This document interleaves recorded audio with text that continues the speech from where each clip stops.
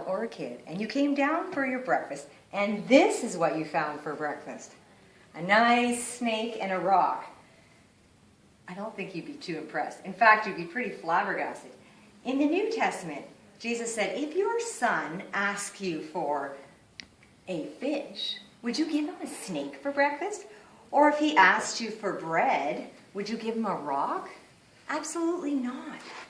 And so, we understand that that's not how God works. God doesn't want us to ask for something we need and give us something the exact opposite.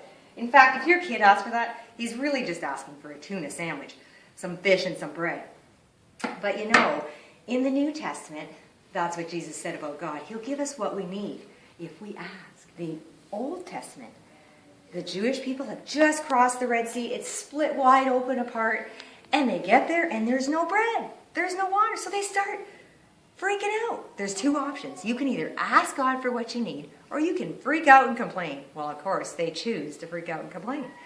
And so God says, okay, you want to do that? This is what we're going to do. I'm going to send you some snakes. It's not that God is mean, but he's going to punish them. And he says, okay, I'm sending you snakes. Maybe they look somewhat like this. This one's harmless, but those ones weren't. They would wrap themselves around the people, bite them maybe in the neck. They were fiery snakes everywhere. And they were getting the people. It was very scary. And they were dropping like flies, the people. So then they decided, maybe we should ask God. So Moses says, okay, because he hears from God, I'm going to make a bronze snake, and I'm going to put him on a cross.